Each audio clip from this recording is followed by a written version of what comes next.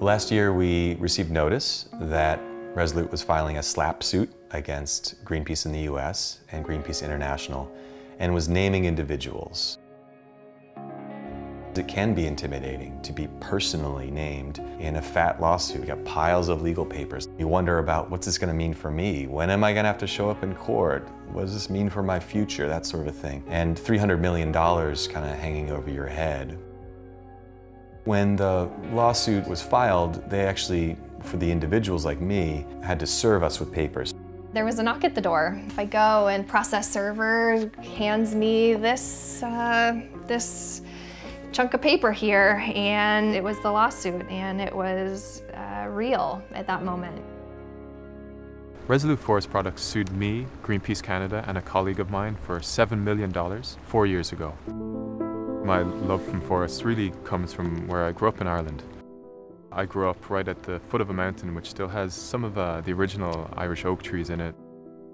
My mom's from Norway, and I think that's where my love of nature really started. I was like the family cat that when my mom wanted to call me in for dinner, she had to sort of yell into the woods and I'd come scampering out of the bushes.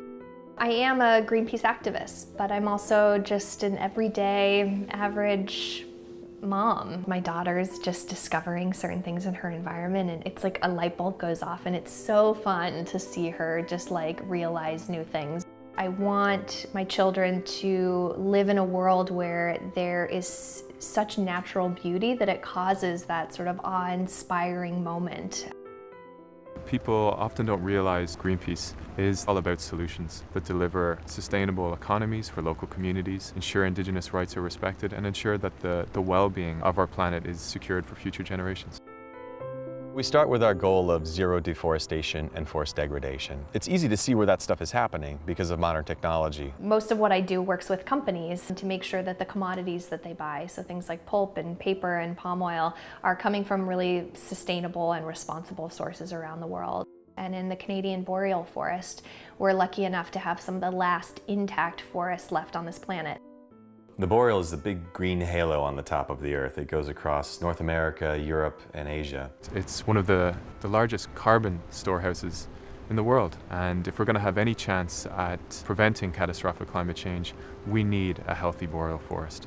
And Resolute Forest Products is one of the largest logging companies in North America, and so you can't ignore the impact that they're having on the ground there.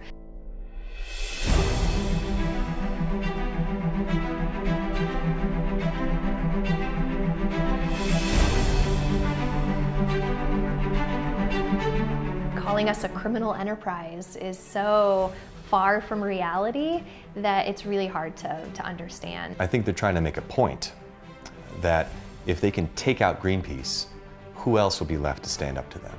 Smaller nonprofits with fewer resources would think twice before speaking a critical word against them. Why Resolute is such an important part of this story is because not only are they threatening the health of these forests for future generations, they're also threatening the ability of the environmental movement as a whole to speak out, to criticize, and to shine a light on the practices that otherwise wouldn't come to the public's attention. This is all about snuffing out and silencing dissenting voices. And when you do that, you erode public discourse, free speech. And when you do that, you endanger the very heart of our democratic society.